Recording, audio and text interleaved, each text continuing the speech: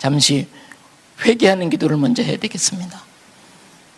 우리가 우리 삶에서 영원한 것을 추구하지 아니하고 지나갈 것에 우리의 삶을 내어주고 우리의 자녀의 삶을 내어줬던 것을 이 시간 회개해야 됩니다.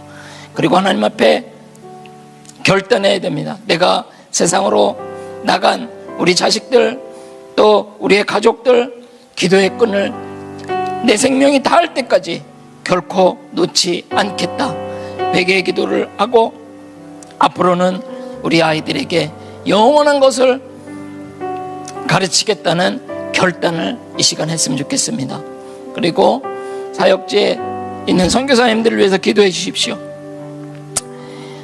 두려워하지 않고 담대함으로 하나님이 예수님께서 우리를 사랑하사 우리를 위해서 자신을 내어주신 것처럼 이제 우리는 복음을 위해서 선교사들이 담대히 자신을 내어주고 복음을 증거하는 삶을 살 수 있도록 우리 다 같이 기도하겠습니다.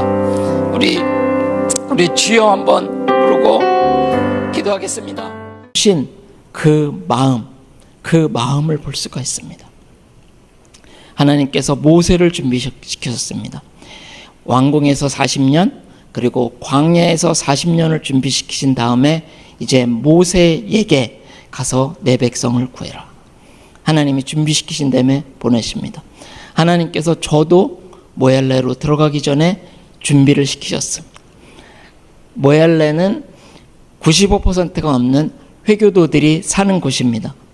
그곳에 가서 사역하기 위해서 하나님께서 저의 일생을 준비시켜셔서 그곳에 가서 사역할 수 있게 하셨습니다. 먼저 어떻게 하나님께서 저를 준비시켰는지 말씀드리고 어떻게 하나님이 여러분을 준비시키시는지 제가 말씀드리려고 합니다. 여기에도 잠시 오셨었지만 임철 목사님이 계시는 방주교회 한번 말씀을 전하러 간 적이 있습니다. 임철 목사님이 뭐 여러 얘기 안 하시고 처음 봤는데 여러 개 얘기 안 하시고 저에게 그렇게 물어보시더라고요. 선교사님 왜 선교사가 됐어요? 그러니까 저한테는 어떻게 들렸냐면 당신의 정체를 밝히시오 이런 말로 들렸습니다. 제가 왜 선교사가 됐냐면 하나님께서 저를 어떻게 사랑하셨는지 그 사랑을 보여주셨어요. 매주일 예배에 참석할 때마다 내가 내 사랑하는 아들을 십자가에 못 박아서 너를 구했다. 그 사랑이 매주 예배에 참석할 때마다 밀려왔어요. 그래서 내가 나를 위해 살 것이 아니라 나를 위해서 아들을 희생하신 하나님, 나를 위해서 십자가에 달리신 예수님께 그 사랑에 보답하는 것이 무엇일까 생각했더니 복음을 들어보지 못한 사람, 예수님의 사랑을 모르고 죽어가는 사람들에게 복음을 전하는 것이 예수님을 가장 기쁘시게 해드리는 길이라고 생각해서 이제 선교사로 나가게 됐습니다. 제가 선교사로 나가서 그간에 하나님께서 어떻게 역사하셨는지는 제가 주일날 여러분과 함께 나누려고 합니다. 주일날도 또 불편한 말씀을 나누겠지만 오늘은 어떻게 준비시켰는가? 저의 아이가 있습니다. 이혜리가 둘째 아이고요. 큰 아이가 있습니다. 이 큰 아이가 케냐에는 선교사 자녀를 위한 학교가 있어요. 오지에서 선교사역을 하는 선교사님들은 아이들을 돌볼 수 있는 여력이 없거든요. 워낙 멀고 거기에는 부조고를 사용하고 그러니까 선교사 자녀 학교를 보냅니다. 케냐에 좋은 선교사 자녀 학교가 3개가 있습니다. 근데 하나는 산속에 있습니다. 그리고 보딩스쿨이고 그래서 아이들을 거기다 맡겨놓고 이제 사역을 하러 갑니다. 처음에 우리 이혜리를 거기다 이제 맡겨놓고 사역하러 갔는데 이혜리가 그런 마음이 들었대요. 엄마 아빠가 나를 사역을 위해서 나를 버렸구나. 어린 마음에 그런 마음이 들었다고 하더라고요. 그래서 이제 아이들이 그곳에서 생활을 합니다. 거기서 돔 페어런츠가 있고 또 선교사님들이 100여 명이서 그 아이들을 돌봐줍니다. 여러 분야에서 아이들을 돌봐줍니다. 그런데 저희 큰아이가 이제 웬만하면 부모들한테 연락을 안 합니다. 선교사역에 집중하기 위해서 웬만큼 아픈 거는 병원에 데려가서 다 치료해주고 나중에 비용 나온 것만 알려줍니다. 근데 제 큰아이가 좀 심각했습니다. 그래서 이제 연락이 왔습니다. 아이가 밤에 잠을 잘 못 자고 화장실을 자주 가고 너무 힘들어한다. 그래서 저희도 기도하겠습니다. 그리고 조금 있다 또 연락이 왔는데 아이가 공부를 할 수 있을 정도가 못 돼서 지금은 학교 내에 있는 양호실 같은 데서 이렇게 돌봐주고 있다. 그리고 나중에 가봤더니 이제 상황이 심각한데 먹지를 잘 못합니다. 근데 물을 엄청나게 많이 마셔요. 그리고 힘이 없으니까 이제 체중이 점점 빠져갑니다. 그 아이가 저보다 키가 컸었는데요. 체중이 37kg까지 내려갔습니다. 그러니까 뼈하고 가죽만 남았더라고요. 그런데 그곳에는 미국에서 오신 의사 선생님들이 3분이 계세요. 이분들이 아무리 원인을 찾으려고 해도 찾을 수가 없었어요. 그래서 이 방법도 써보고 저 방법도 써보고 그러는데 나중에는 토하기까지 하고, 그래서 이제 집에 왔습니다. 방학 때 집에 왔는데, 그래서 온 식구가 이 큰아이를 붙잡고 정말 눈물로 하나님께 간구를 했습니다.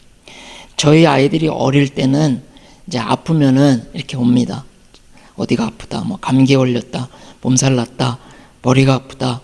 그러면 제가 손을 얹고 기도해주면 그 다음에는 아이들이 금방 낫거든요. 그런데 우리 큰 아이를 붙잡고 정말 눈물로 기도했는데도 이거 차도를 보이지 않는 겁니다.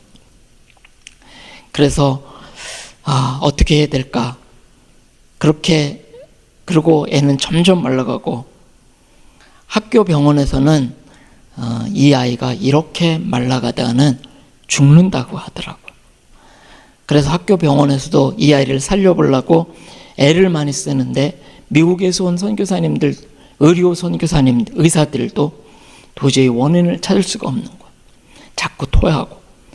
그러니까 이분들이 생각해낸 게 뭐냐면, 그때 당시에 나이로비에 그 위장 전문의가 한 분 계셨어요. 근데 그분에게 이렇게 어포인트먼트를 해놨어요. 이 아이를 그 병원에 데려가면 그분이 원인을 찾아낼 수 있을 것이다. 그래서 이제 그 병원에 어포인트먼트를 해놨다고 저한테 연락을 주더라고요. 근데 저는 이제 그때 당시에 나이로비에 빈민가에서 사역하려고 온 팀이 있어서 그 팀을 안내하러 갔었습니다. 저희 아이는 집에 있었고. 그런데 제 아내에게서 전화가 왔어요. 여러분, 제 아내는 잘 울지를 않습니다. 저는 이렇게 좀 슬픈 드라마를 보면은 눈물이 나거든요.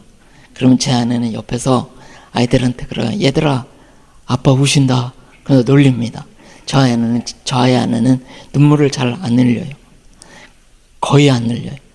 그런데 제가 운전하고 가면서 전화가 왔는데 제 아내가 우는 거예요. 그냥 엉엉 울지도 않고 흐느끼면서 우는 거예요. 그래서 무슨 일이 있구나. 그때 당시에 저희 아이는 학교를 못 가고 집에 있었거든요. 그래서 차를 길가에 세우고 잘 달래서 물어봤습니다. 무슨 일이 있느냐.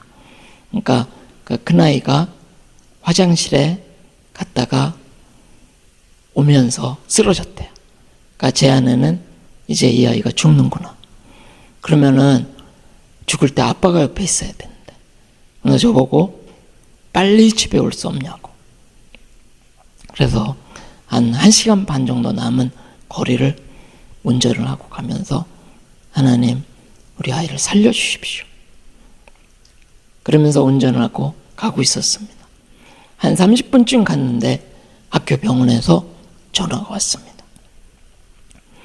이 아이를 그 전문의가 있는 병원에 데려갈 수 있도록 우리가 예약을 해놨으니까 이 아이를 데려가라.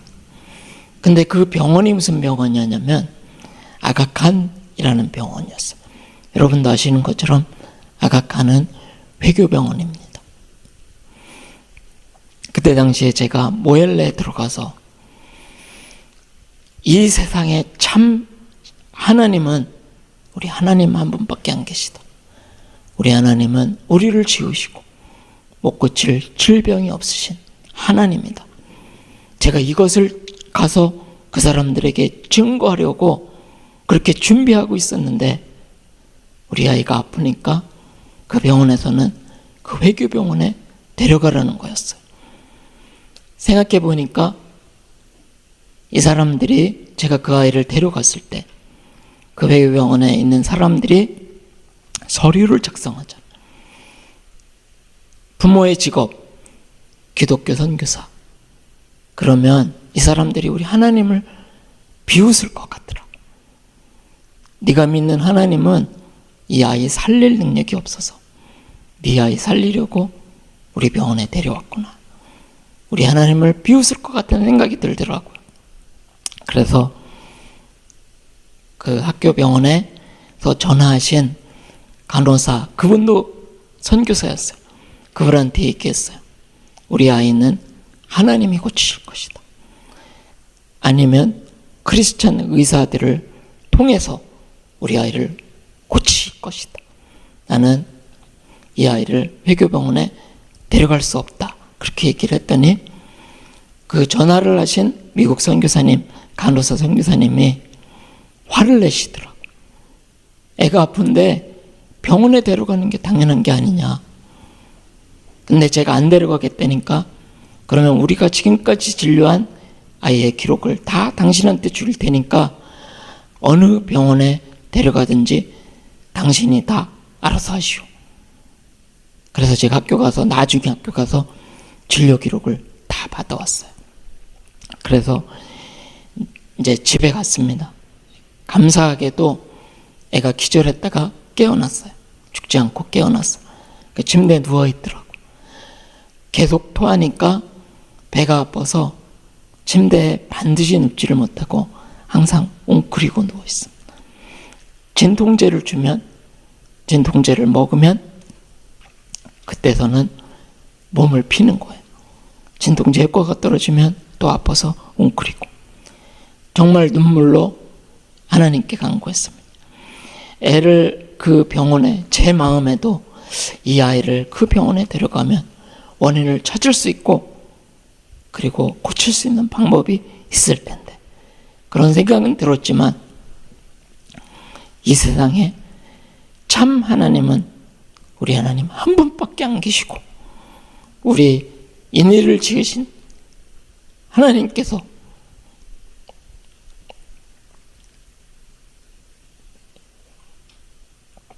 우리 인의를 반드시 고쳐주실 것이다. 그런 믿음이 있었기 때문에 차 타고 가면서 하나님 앞에 간절히 기도했습니다.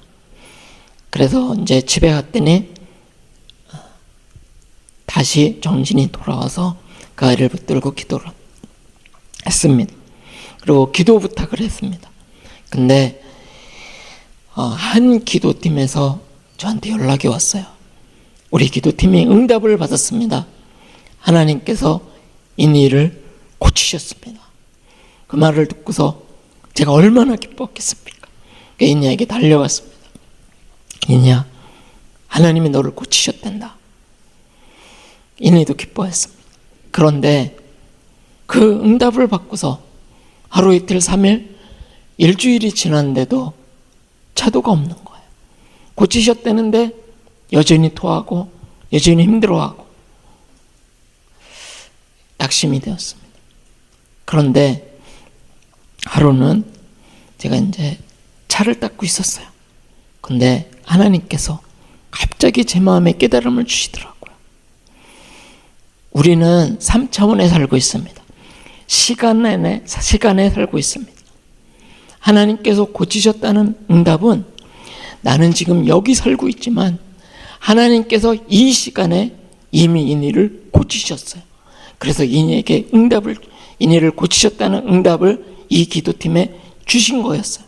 지금 이니가 여기 살고 있기 때문에, 그러나 시간이 지나서 이 시점으로 가면, 하나님이 고치신 시점에 가면 이니는 고침을 받은 것입니다. 하나님이 그 깨달음을 주셨어요. 그래서 다시 또 이니에게 가서, 이니야, 걱정하지 말아라. 하나님이 너를 고치셨다. 이제 하나님이 고치시는 그 시점까지 믿음을 잃지 않고 힘들어도 잘 견디고, 그리고 그때 가면 하나님이 너를 고쳐주실 것이다. 이제 그러던 와중에 제가 아는 전도사님이, 그때는 지금처럼 카톡 같은 게 없었어요. 그러니까 이제 메신저라는 게 있었거든요. MSN 메신저로 이렇게 연락을 하는데, 그 전도사님이 저한테 그러시더라고요. 선교사님, LA에 오세요. 근데 LA에 갈 상황이 아니잖아요. 애는 아프고. 그때 모엘레 답사를 하고 있었거든요. LA에 오세요. 근데 LA 갈 상황이 아닙니다. 근데 그 분이 말씀하시기를, LA에 오면 애가 치료받을 방법이 있을지 모른다. 이제 그런 뜻으로 저에게 오라고 하신 거예요. 그 전도사님이 어떤 전도사님은요, 사업을 엄청나게 크게 했어요. 젊은 나이에 사업에 성공해서 엄청나게 큰 집을 사고 그러는 분이었는데, 사업이 쫄딱 망해서, 그래서 이제 하나님 앞에 그러면서 하나님 만나고 전도사가 된 분이거든요. 그러니까 제 생각에 옛날에 그 어떤 힘이 있을 때 오라고 그랬으면 좀 마음이 가지 않았을까. 지금은 쫄딱 망한 전도사님이 저한테 오세요. 조금, 네. 근데 저는 이제 갈 생각을 전혀 안 했어요. 근데 기도하는데 하나님께서 네가 LA 가서 할 일이 있다, 그런 마음을 주시더라고요. 근데 LA에 오려고 하면은 두 사람 비행기표가 있어야 되잖아요. 보통 이제 왕복으로 끊는데, 그럼 돈이 필요하대. 그때 당시에 한 3,000불 정도가 필요했습니다. 근데 그때 당시에는 그런 목돈을 가질 수 있는 상황이 아니었어요. 그런데 그 LA에서 지금은 돌아가셨지만 임동선 목사님이 오셨어요. 그래서 저에게 그러시더라고요. 이 선교사, 애 병원 좀 데려가 봐. 그러면서 3,000불을 주시더라고요. 이제 저는 그걸 받고서 하나님이 고치셨으니까 병원은 안 데려가고 3,000불 사역비를 써야지. 그런 생각을 하고 있었거든요. 근데 하나님이 LA 가서 할 일이 있다는 마음을 주셔서 비행기 값 딱 되니까. 근데 문제가 뭐냐면, 이제 미국 비자가 애한테 없어요. 근데 미국 비자를 신청하러 가야 되잖아요. 그럼 인터뷰를 가야 되는데 얘가 앉지도 못합니다. 침대에서만 누워 있어야 돼요. 의자에 앉으면 머리가 무거워서 이렇게 됩니다. 얼굴은 말도 못하게 여유없고. 근데 인터뷰 가면은 거부당할 게 당연하죠. 어떻게 이런 애를 데리고, 비행기도 타기 어려운데. 그래서 만에 하나를 생각해서 이니를 데리고서, 이니는 대사관 바깥에 두고 제가 이니 여권만 가지고 들어갔습니다. 가서 이 아이의 비자를 주십시오. 그러니까 이 영사가 여자분이었는데 황당한 거예요.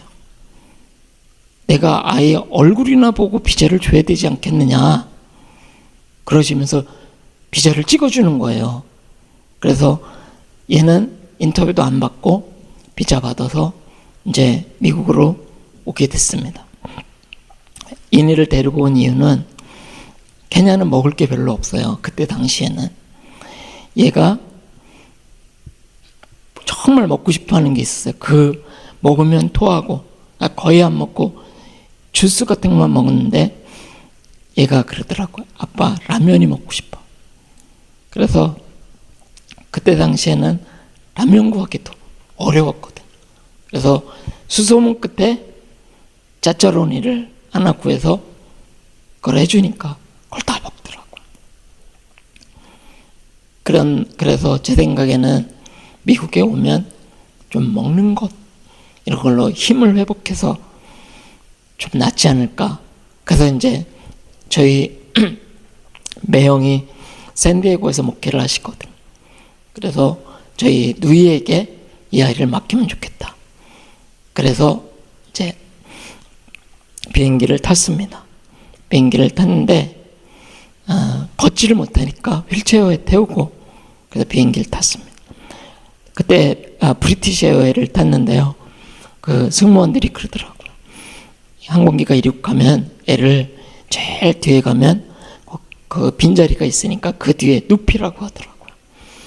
그래서 항공기가 이륙했는데 승무원이 제일 뒷자리로 데려가는 게 아니라 제일 앞자리로 데려가더라고요. 1등석으로 데려가. 그래서 애를 거기다 눕히고 저에게도 누워서 자라고 하는데 애가 아픈데 잠이 안 오죠. 애를 지켜봐야 되니까.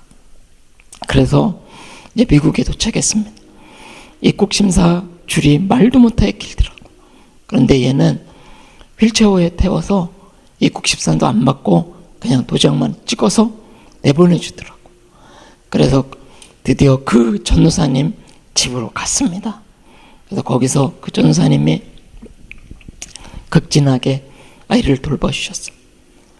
그래서 거기 있는 분들이 어떻게 이 아이를 도울까? 그때 당시에 의사인 이면서 개인 병원을 여신 장로님이 계셨어요. 그 병원에 데려갔어요.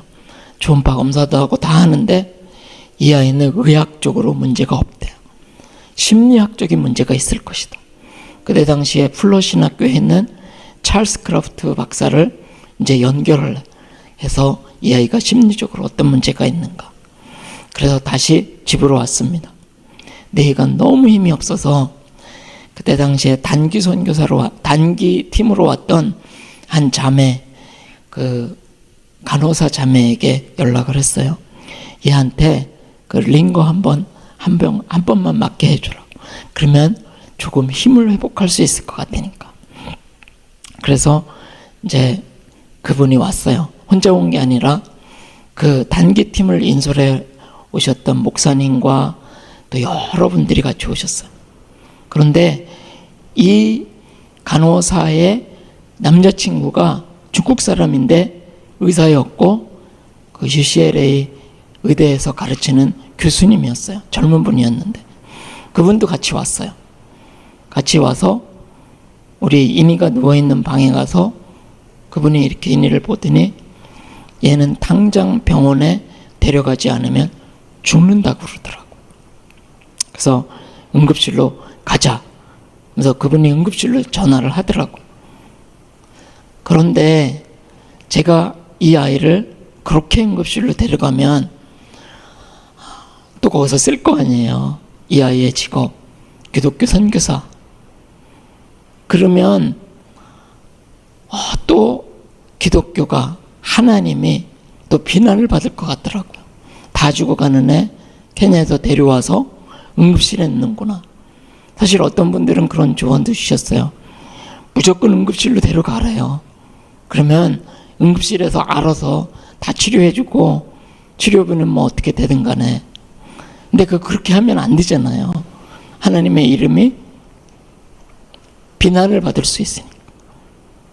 그래서 제가 그 중국인 그 의사 선생님한테 얘기했어요. 우리는 미국 시민도 아니고 케냐에서 온 사람입니다. 그래서 그 데려가는 것은 옳은 방법이 아닌 것 같습니다. 그러니까 이분이 하시는 말씀이 인이가 살아서 미국을 위해서 좋은 일을 할 수도 있지 않느냐. 그렇게 권면을 하셔서 잠깐 여러분들은 나가 계십시오. 제가 인이한테 물어보겠습니다. 그래서 인이한테 물어봤어요. 인이야, 너 병원에 가고 싶으니?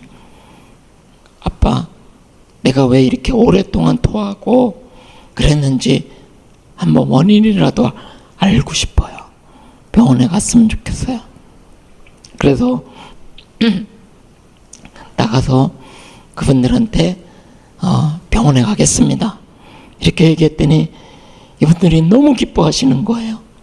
나중에 어떤 분이 그렇게 얘기하시는데 그분들이 나가서 제가 인이하고 얘기하는 동안에 그분들이 하나님께 간절히 기도했대요. 하나님, 저 완악한 이 선교사의 마음을 변화시켜 주셔서 병원 좀 데려가게 해주십시오. 그래서 병원에 갔습니다. 병원에 갔더니 응급실이 피 철철 흘리는 사람도 있고요. 사람들이 얼마나 많은지. 그런데 그분이 전화를 해주셔서 아무 수속 없이 병원으로 들어갔습니다. 그래서 인턴이 나왔어요. 인턴이 나와서 이렇게 보더니 이제 이니가 선교사 자녀학교에서 공부를 해서 영어를 잘 알아듣거든요. 인턴이 나와서 손가락으로 여기를 쳐다봐라. 이렇게 하더라고요. 인턴이 하는 얘기가 이 아이는 뇌를 찍어야 됩니다. 그래서 바로 뇌 CT를 찍었습니다. 그리고 사진을 보여주는데 저는 봐도 모르지요. 그럼 사진을 찍더니 바로 ICU로 데려갔어요. 중환자실로 데려간 거죠. 그때까지도 저는 무슨 일인지 몰랐습니다. 그리고 제가 둘이 갔으니까 제가 간호를 하는데 아프리카에서 왔다고 그 비닐막 같은 거 2개를 치더라고요. 침대에다가. 그러니까 혹시 무슨 병을 가지고 왔을까봐 그래서 그런 것 같아요. 근데 거기서 드디어 그 링거를 놔주는 거예요. 그렇게 맞고 싶어 했는데 못 맞았던 링거도 놔주고 여기저기 보호 검사 장비도 붙이고 얼마나 감사한지요. 너무너무 감사해서 이니하고 둘이 얘기를 했어요. 이니야, 이분들이 정말 너를 위해서 이렇게 해주시는데 병원비가 많이 나올 것 같구나. 아빠가 평생 매달 얼마씩 갚고 아빠가 다 못 갚으면 네가 갚도록 해라. 그래서 이제 이니하고 약속을 했어요. 이렇게 평생 갚기로. 그러고 있는데 한 3일쯤 지나니까 병원에서 연락이 왔어요. 누구누구 보호자는 병원으로 오라고. 그 전에 무슨 일이 있었냐면 제가 이니 곁을 떠날 수 없어서 복도에 있는 의자에서 잤거든요. 좀 이렇게 약간 누울 수 있는 그런 의자가 복도에 있었습니다. 그래서 거기서 잤는데 새벽에 그 인턴들이나 레지던트가 보는 환자 요약한 그런 그 파일이 있었어요. 그걸 누가 이제 그 복도에 두고 갔어요. 환자가 10명 있었거든요. 그 중환자실에. 어린이를 위한 중환자실이었습니다. 근데 우리 이니가 10번 환자였어요. 뒷장에 있더라고요. 그래서 궁금해서 이렇게 봤는데 거기 제일 위에 부모에게 알리지 말 것 그렇게 써놓고 뇌에 2개의 종양이 있대요. 1cm, 2cm 크기 2개의 종양이 있대요. 그래서 저는 그거를 보는 순간 너무나 기뻤습니다. 하나님이 케냐에서는 도무지 원인을 찾지 못했던, 그리고 미국에 와서도 개인 병원에서 초음파도 하고 원인을 찾지 못했는데 하나님이 고칠 수 있는 병원에서 원인을 알게 해주셨구나. 그래서 이니에게 달려왔습니다. 이니야, 드디어 원인을 알았다. 네 머릿속에 종양이 2개 있대. 근데 하나님께서 너를 고쳐주시려고 이곳으로 인도해 주신 것이다. 그러니까 이니도 너무 기뻐하더라고요. 제가 그때를 놓치지 않았습니다. 이니에게, 이니야, 아빠하고 같이 선교사 하지 않을래? 그랬더니 이니가 하겠다고 하더라고요. 제가 사실 어려서부터 잘 꼬셨는데 왜 꼬셨냐면요, 제가 선교사로 살면서 보니까 가치 있는 일. 제가 우리한테는 이런 얘기가 없지만 다시 태어나도 다시 할 일, 선교사. 쉬운 건 아닙니다. 제가 수술실에만 6번 들어갔습니다. 수술실 간호사님이 제가 수술하러 들어가면요, 선교사님 또 오셨네. 얼굴 보니까 알겠다. 여기 자주 오시면 안 되는데. 여러 번 가갖고 많은 죽을 고비를 넘겼습니다. 그런데 제가 보면 선교사만큼 가치 있는 일이 이 세상에 없다. 그러니까 제 아이들도 선교사가 되는 게 소원이었어요. 근데 2년째 선교사 하자니까 이 아이가 볼 때는 아빠 보니까 선교사 됐다가는 자기 신세가 말이 아닐 것 같은 것 같아요. 그래서 그냥 웃기만 하더라고. 아빠, 내가 컴퓨터를 공부해서 돈 많이 벌어서 아빠 도와줄게. 근데 그때 하나님이 너를 살려주시려고 이곳에 부르셨어. 그러니까 아빠하고 선교사 하자. 그러니까 얘가 하겠다고 하더라고요. 그래서 지금 선교사 됐습니다. 그리고서 그곳에 있는데 그 병원이 뇌 수술에 권위가 있는 병원이었어요. 중환자실에 있는데 키가 크시고 머리가 희끗희끗하신 그 교수님이 오셨어요. 그 차트를 이렇게 보시더니 너 케냐에서 왔니? 우리 아버지가 케냐 의료 선교사였다. 그러시더라고요. 그러니까 너의 아버지가 선교사였니? 우리 아버지도 케냐의 선교사였어. 그러면서 이분이 오셔서 이 아이를 돌봐주는 거예요. 일어나 봐라. 조금 걸어봐라. 손을 들어봐라. 그러니까 응급실에 있는 의사들이 놀라는 거예요.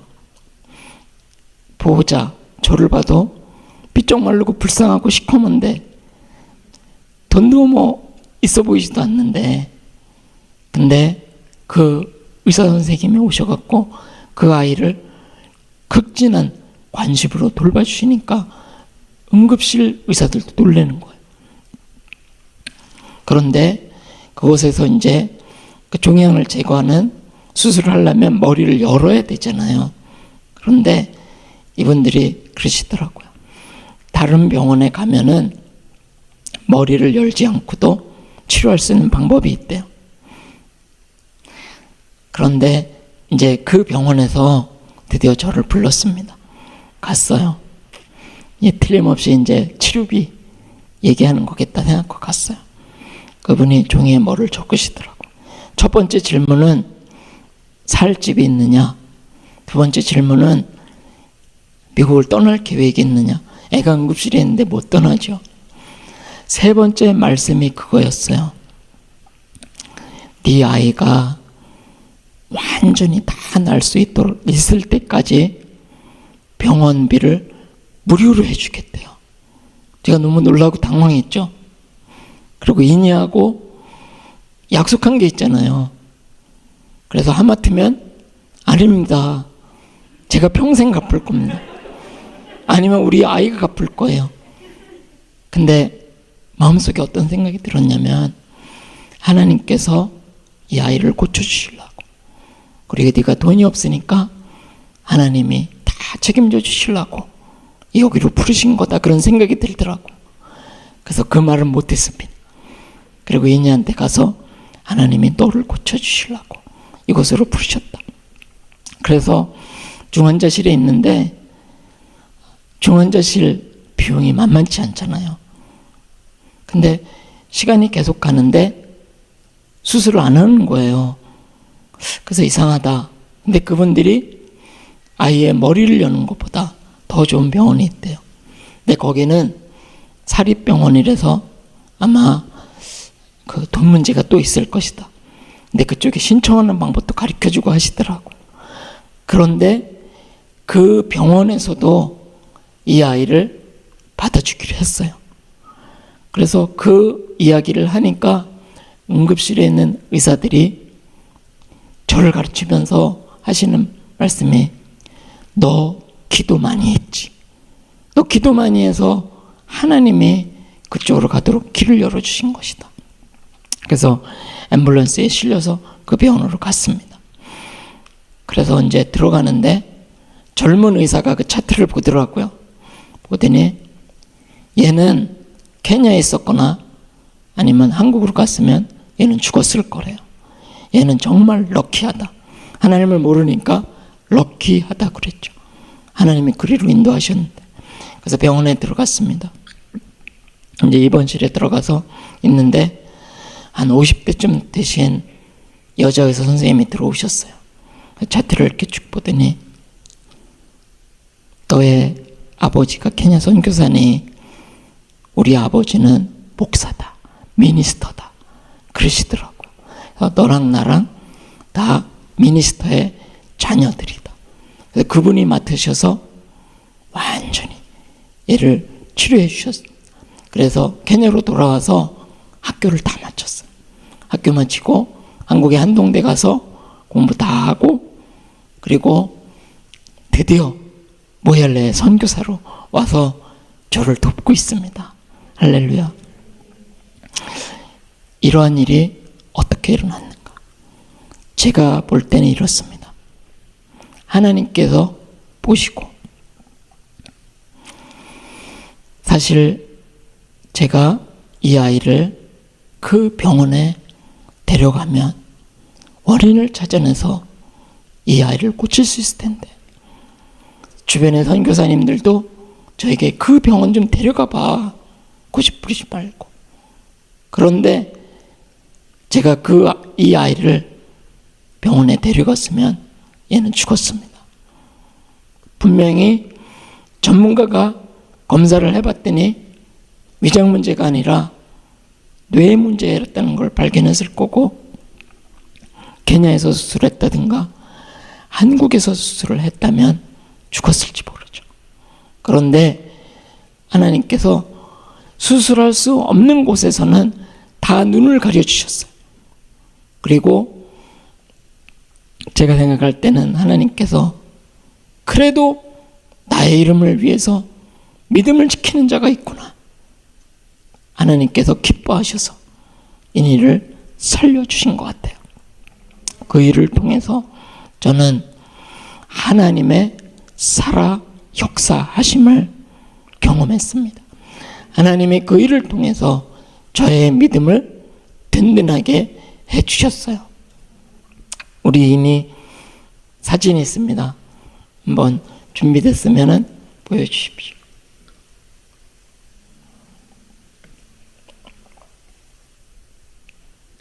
네, 아빠하고 다르게 좀 잘생겼습니다. 네, 그 옆에 있는 아이는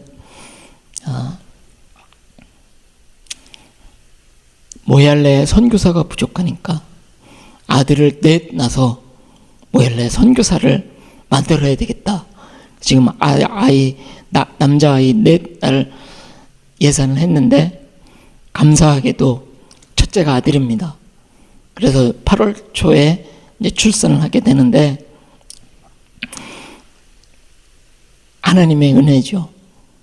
그냥 내 아이 살려보자. 병원에 갔다면 4명 선교사 얻지 못했을 텐데 하나님의 은혜로 그래서 하나님께서 저를 모얄레에 가서 담대히 사역할 수 있도록 하나님이 저를 준비시켜 주셨습니다. 더 이야기는 제가 주일날 여러분과 함께 나누도록 하겠습니다. 성경에 또 하나님께서 준비시켜 주신 그런 이야기가 나옵니다. 여러분 사도행전 4장에 보면은 사람들이 이제 제가 읽겠습니다. 믿는 무리가 한 마음과 한 뜻이 되어 모든 물건을 서로 통용하고 자기 재물을 조금도 자기 것이라 하는 이가 하나도 없더라. 사도들이 큰 권능으로 주 예수의 보혈을 증언하니 무리가 큰 은혜를 받아 그 중에 가난한 사람이 없으니 이는 밭과 집 있는 자는 팔아 그 판 것의 값을 가져다가 사도들의 발 앞에 두매 그들이 각 사람의 필요를 따라 나누어 줌이라. 아멘. 여러분, 이 말씀을 들을 때 여러분 무슨 생각을 하셨습니까? 우리도 그렇게 할 수 있을까? 그런 생각을 하셨죠. 저는 그 말씀을 들으면서 가난한 사람들을 한번 생각해 봤습니다. 그때 당시에 가난한 사람들은 항상 먹을 거를 걱정해야 됐고, 그리고 잠자리를 걱정해야 됐고, 아파도 치료를 받을 수가 없는 그런 상황이었어요.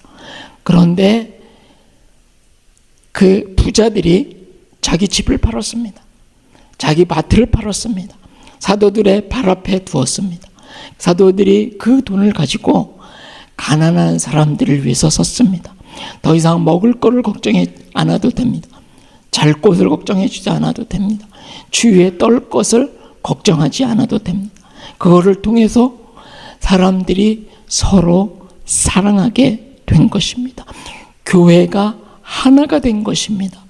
가난한 사람도 부한 사람도 없었다. 다 같이 하나가 된 것입니다. 하나님께서 교회를 이 일로 준비하신 것은 무엇을 위함이었냐면, 이제 잠시 후에 스데반이 순교를 당합니다. 순교를 당하면서 예루살렘에 엄청난 핍박이 몰아쳐서 사도들을 제외하고는 사람들이 다 떠납니다. 신앙의 자유를 찾아서 사람들이 다 떠납니다. 그래서 유대와 사마리아 지방으로 흩어집니다. 수천 명이나 되는 예수님을 따르는 공동체가 흩어지는 거죠. 그래서 성경에는 나오지 않지만 제가 상상을 해봤어요. 한 가정 한 가정 떠나지 않겠죠. 뭐 10가정, 20가정 이렇게 해서 떠났을 겁니다. 그 가정 안에는 가난한 사람도 있을 것이고 부자들도 있을 것인데, 여러분, 부자들은 떠나기가 어려웠을 거예요. 왜 그러냐면 자기 집도 있고 자기 밭도 있고 자기 재산도 있었을 텐데 핍박이 몰아치니까 떠나긴 떠나였는데 아깝지 않습니까? 마치 롯의 아내처럼 뒤돌아보지 않겠습니까? 그런데 그걸 다 팔아서 사도들 앞에 발에 두어서 가난한 사람들 위해서 다 썼어요. 다시 말해서 지고 나갈 무거운 짐이 없는 거예요. 그래서 그 사람들이 다 떠났습니다. 이제 가난한 사람도 부한 사람도 함께 떠났습니다. 새로운 곳에 가서 정착을 했습니다. 그런데 새로운 곳에 가서 정착을 했으면 누가 더 정착을 쉽게 하겠습니까? 가난한 사람들이죠. 그 사람들은 쉽게 집 짓는 방법을 알고 있어요. 그냥 쉽게 구할 수 있는 자재들로 집 짓는 방법을 알고 있고요. 그러니까 비 피할 곳, 또 바람 막을 곳을 쉽게 만들어, 부자들은 그런 거 못하죠. 사람 시켜서 했는데. 그런데 함께 온 공동체에 있는 가난한 사람들이 예루살렘에 있을 때 당신의 것을 다 빨아 우리를 도와줬으니 이제는 우리가 당신들을 돕겠습니다. 잠깐만 기다리세요. 그래서 거처도 마련해 줬을 거예요. 그리고 부자들은 국어를 못하잖아요. 아쉬운 소리를 못하잖아요. 이 사람, 가난하게 살았던 사람들은 할 수 있었을 것 같아요. 그래서 그 사람들이 이제 먹을 것을, 또 필요한 것을 이제는 부자였던 사람들에게 나누어 줬던 것 같아요. 그러한 공동체를 사람들이 보면서 저 사람들은, 도망 나온 저 사람들은 어떻게 저렇게 서로 위하고 사랑하면서 살 수 있었을까? 또 이 사람들이 나가서 예수님을 증거할 때 저 사람들이 믿는 예수 누구길래 저 사람들은 저렇게 사랑할 수 있을까? 그래서 복음이 더 힘있게 증거되지 않았나, 그렇게 생각이 됩니다. 사람들이 흩어져서 많이 복음을 전했죠.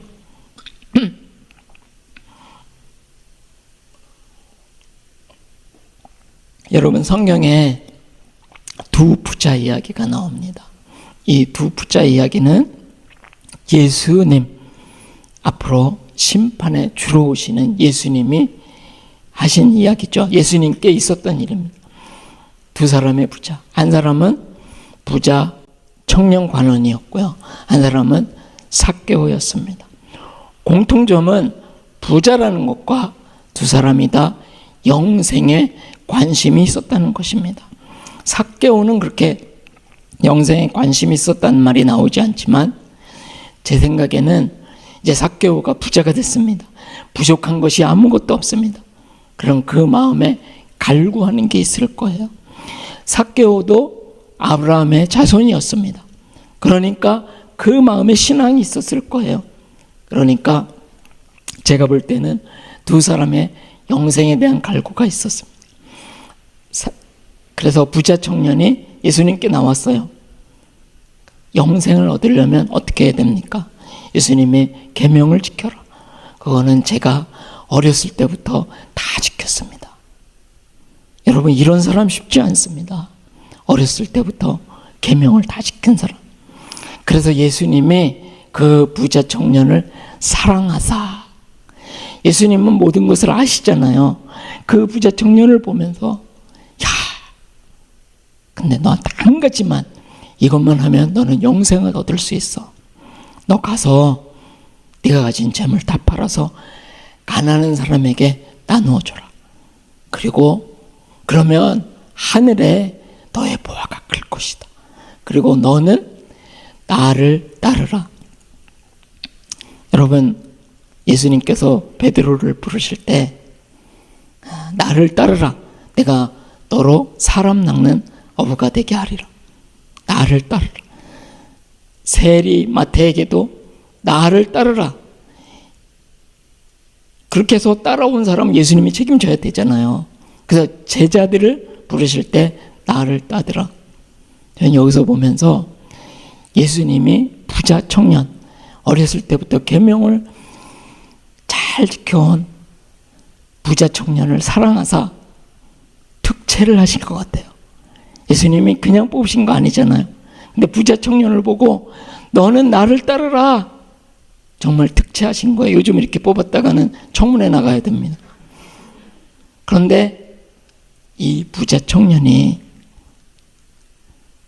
재물이 많은 거로 근심하여 가니라.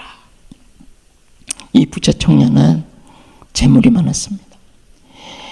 영생은 영원한 것이고 재물은 지나가는 것인데, 이 부자 청년은 재물을 붙잡았기 때문에 영생을 놓쳤습니다.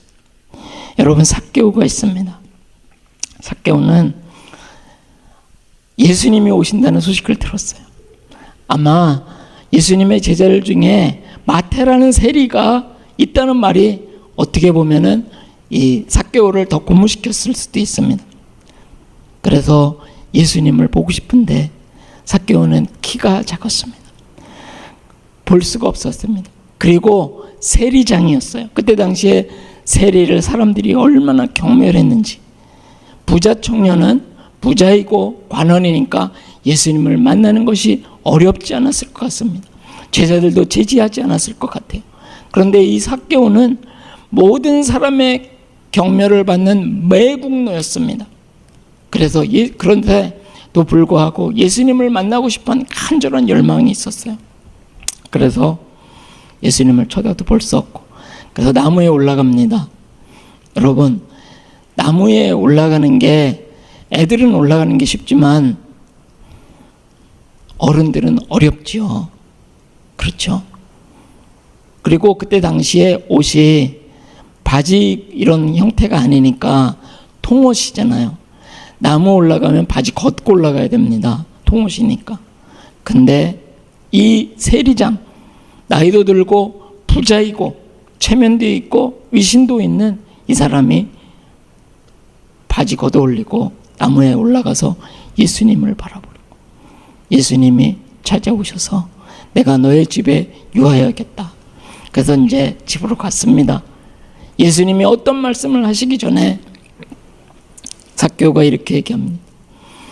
저의 재산의 절반을 가난한 사람들을 위하여 주겠습니다. 그리고 내가 토색한 것이 있다면 4배나 갚겠습니다. 예수님께서 하신 말씀이 구원이 이 집에 이르렀다, 그렇게 말씀하셨습니다. 전승에는 이런 이야기가 있대요. 재산을 반이나 나눠주고 토색한 것을 4배나 갚은 삭개오는 집이 가난해졌지만 평생 예수님을 전하다가 세상을 떠났다, 이런 이제 이야기가 있대요. 그런 사실인지 그거는 이제 성경에는 나오지 않지만 그런 전승이 있다고 합니다. 여러분, 이 부자 청년은 예수님의 사랑을 받을 만큼 계명을 잘 지켜온 신앙이 좋은 청년이었습니다. 그러나 한 가지 부족한 것이 무엇이냐면 그 재물을 붙잡고 있었던 것입니다. 삭개오는 사람들의 손가락질을 받던, 성전에 기도하러 가서도 감히 손들고 기도하지 못하고 한쪽 구석에서 가슴을 쥐어뜯는 그러한 죄인으로 취급받던 사람이었는데, 예수님이 오셨을 때 내 재산의 절반을 주겠습니다, 도색한 것에 4배를 받겠습니다. 이 사람은 재산을 놓아버렸습니다. 그리고 영생을 붙잡았습니다. 여러분은 어떻습니까? 여러분은 삭개오와 같은 사람입니까? 아니면 여전히 부자 청년과 같은 사람입니까? 이 세상의 모든 것들은 다 지나갑니다. 지나갈 것, 아침에 피었다가 저녁에 져버리는 그런 것처럼 다 헛된 것입니다. 이것을 붙잡고 있으면, 부자 청년처럼 이것을 놓지 못하면 우리는 예수님의 제자가 될 수가 없습니다. 영원한 것을 붙잡아야 됩니다. 많은 사람들이 여전히 세상의 기쁨을 붙잡고 있고 재물을 붙잡고 있습니다. 우리가 이것을 놓지 않는 이상은 우리는 절대로 천국에 들어갈 수가 없습니다. 부자 청년의 경우에서 본 것처럼 이 부자 청년은 정말 열심히 있었고 신앙이 있었고 하나님을 두려워하던 사람이었는데, 그 재물이 많은 거로 그 재물을 붙잡고 있다 영원한 생명을 놓쳐버렸습니다. 우리는 세상과 하나님을 같이 섬길 수 있다고 생각합니다. 여전히 내가 세상도 즐기고 여전히 하나님도 섬길 수 있다. 이세벨 시대 때 이스라엘 백성이 그랬습니다. 바알도 섬기고 하나님도 섬기고. 그 이세벨의 영이 교회 안에도 들어와 있습니다. 세상과 하나님을. 한 번은 제 마음에 이런 생각도 들더라고. 내가 하나님을 섬긴다고 하면서 세상도 여전히 사랑하면 나는 창녀다. 어떻게 하나님을 사랑한다고 하면서 하나님과 원수된 세상을 또 사랑할 수 있는가? 우리가 정결한 신부로 준비된 자만이 하나님 나라에 들어갈 수 있습니다. 우리는 세상과 하나님을 동시에 섬길 수 없습니다. 세상을 버려야 됩니다. 그래야지만이 하나님 나라에 들어갈 수가 있습니다. 코로나가 왔을 때 제 마음에 이런 생각이 들었습니다. 이 코로나는 저희가 하나님 앞에 바로 서는 마지막 기회다. 코로나를 계기로 내가 내 안에 씻어져야 될 것, 십자가에 못 박아야 될 것 다 못 받고 이제는 새로운 사람으로 거듭나서 하나님과 동행하는 삶을 살라고 하나님이 코로나를 허락하신 것이다. 지금은 회개해야 될 때구나. 제 마음에 그런 마음이 들었습니다. 여러분, 이 코로나로 인해서 신앙이 침체된 분들도 많이 있고 그렇죠.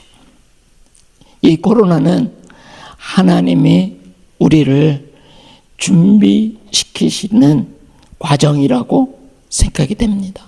이제 앞으로 다가올 환난과 핍박을 능히 이기려면 이 코로나 시대에 우리의 믿음이 분명해져야 됩니다. 이제 세상을 놔버리고 우리가 재물을 놔버리고 이제 하나님 앞에 서서 끝까지 믿음을 지키기 위해서 하나님이 우리에게 허락하신 재난이다, 이렇게 생각이 됩니다.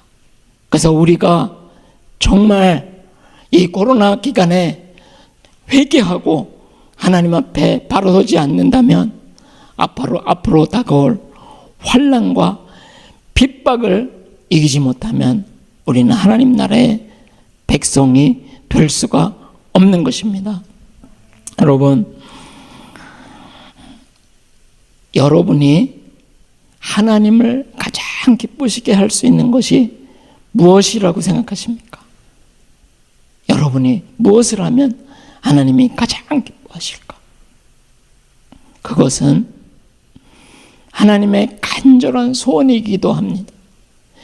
여러분이 하나님 나라에 들어가는 것이 가장 하나님을 기쁘시게 하는 일입니다. 왜냐하면 하나님은 여러분을 하나님 나라에 들어가게 하기 위해서 그분의 아들 예수 그리스도를 세상에 보내시고 죄 없지만 그 보시는 앞에서 십자가에서 못 박아 죽여서 그 피로 우리의 죄를 다 씻어 주셨습니다. 내가 이런 대가를 치렀는데 너희들이 천국에 들어와야지. 여러분이 하나님을 가장 기쁘시게 해드릴 수 있는 단 한 가지 하나님의 소원, 그것은 우리가 하나님 나라에 들어가야 되는 것입니다. 그때 하나님이 가장 기뻐하시고 그때 하나님이 가장 영광을 받으실 것입니다.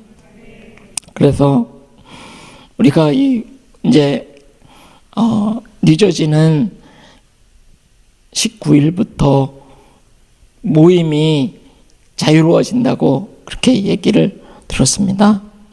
성경 말씀에 있는 대로 우리가 모이기를 패하는 자가 아니라 모이기에 힘써야 됩니다.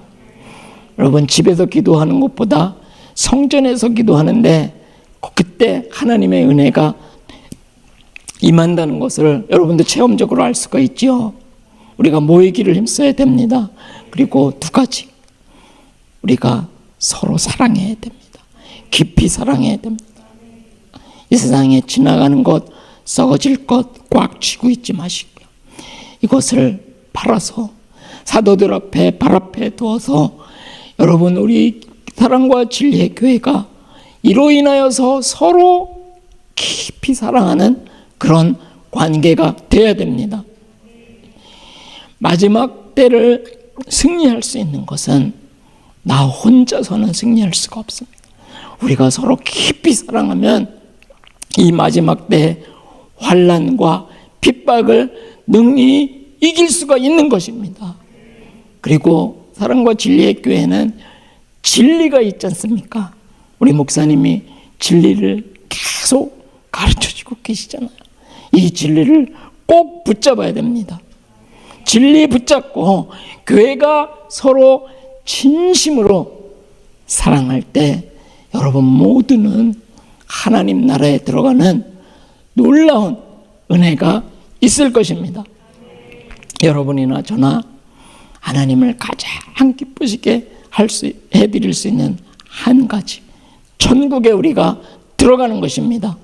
그러기 위해서는 우리가 세상에 있는 것을 놓아야 됩니다.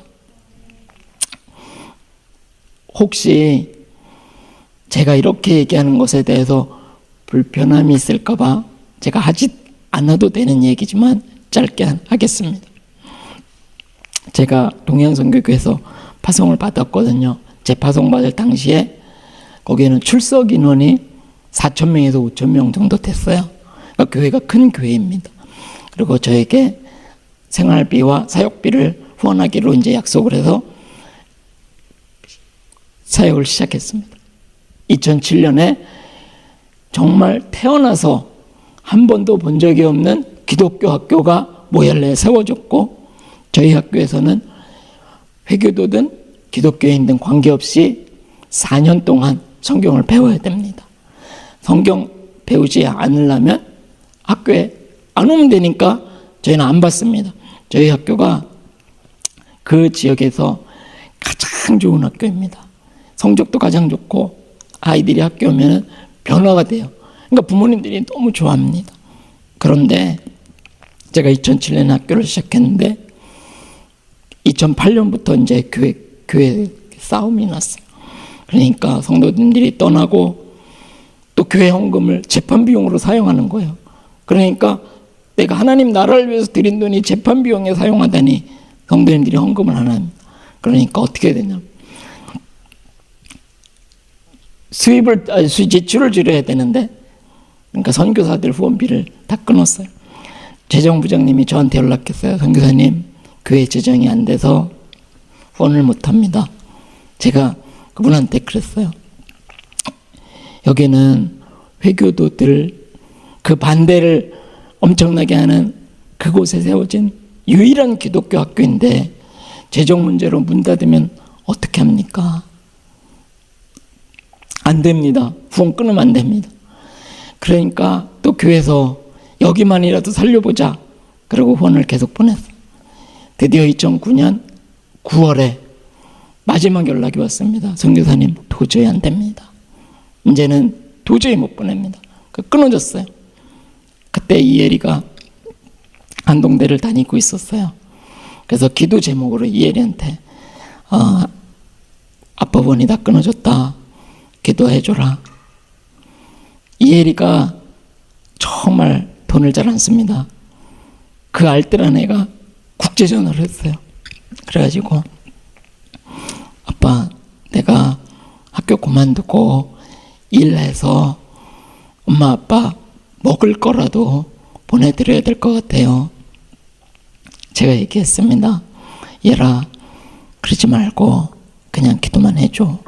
믿음 가지고 기도만 해줘. 정말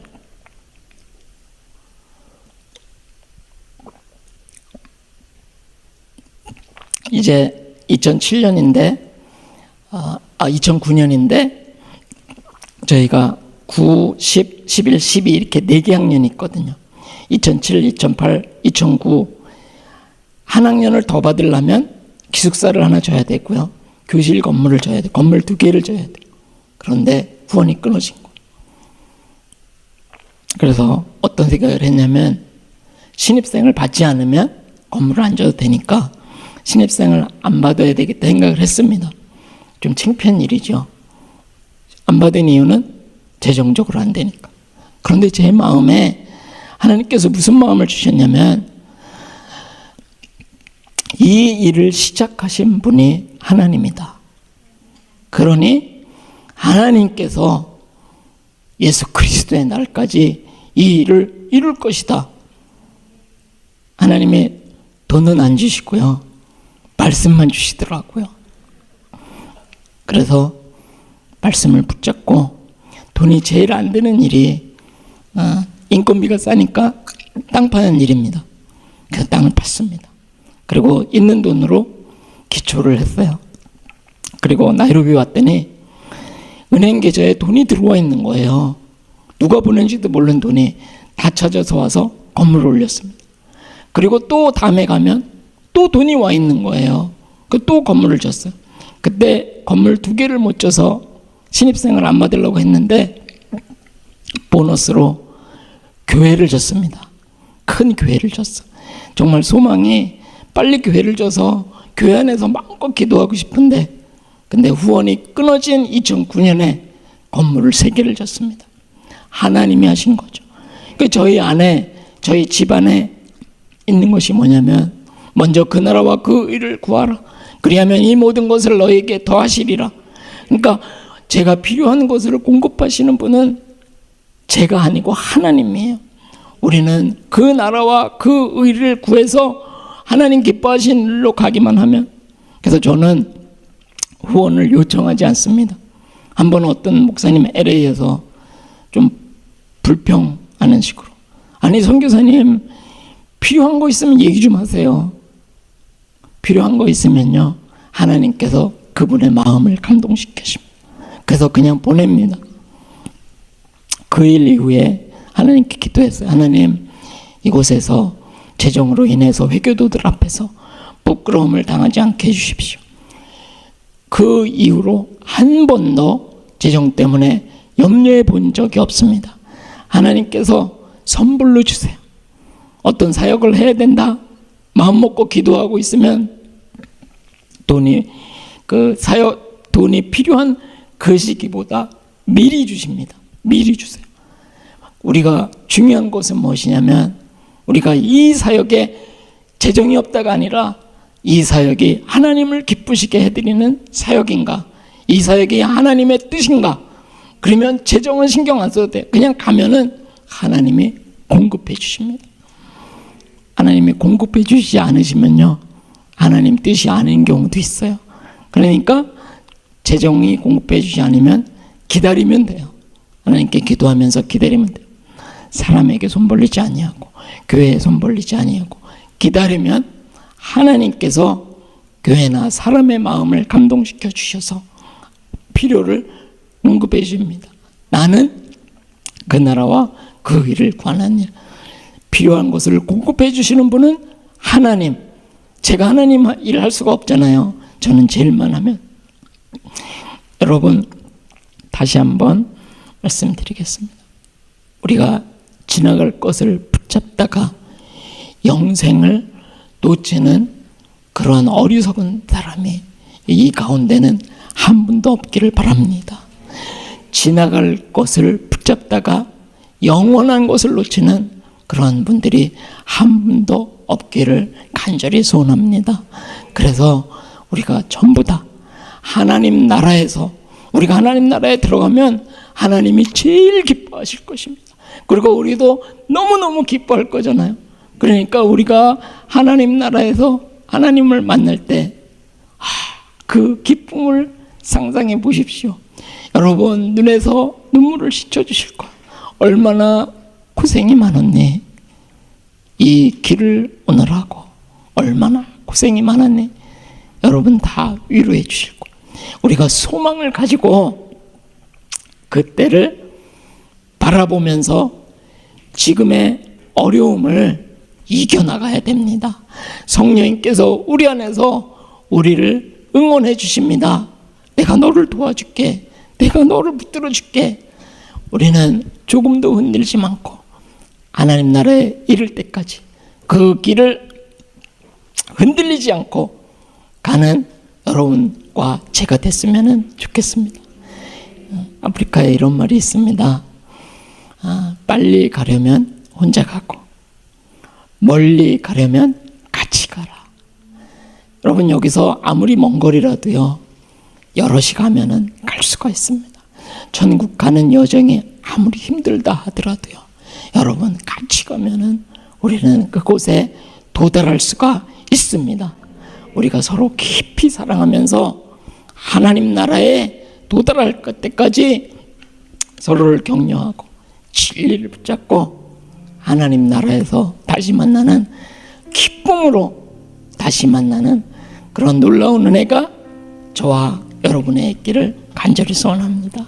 기도하겠습니다. 하나님 아버지, 감사합니다.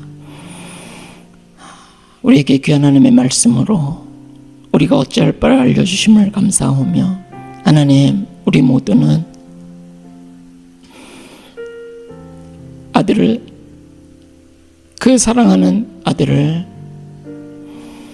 십자가에 못 박아 우리를 구원하신 그 하나님의 사랑, 예수님의 사랑, 그리고 우리를 도우셔서 말할 수 없는 탄식으로 간구하시며 우리를 하나님 나라에 인도하시기를 기뻐하시는 성령님의 그 역사를 우리가 한시라도 잊지 않고 끝까지 이 믿음의 경주를 마침으로 하나님께 큰 영광 돌리고 큰 기쁨으로 주를 배우는 은총을 허락하여 주시옵소서. 하나님, 이제 사랑과 진리의 교회가 앞으로 10년 선교와 구제에 힘쓸 텐데 하나님께서 올바른 방향으로 인도하여 주시옵시고 먼저 그 나라와 그의 하나님께서 기뻐하시는 길로 인도하여 주시옵소서. 하나님의 뜻이 사랑과 진리를 교회를 통해서 놀랍게 이루어지는 은혜를 허락하여 주옵소서. 예수님 이름으로 기도드렸습니다.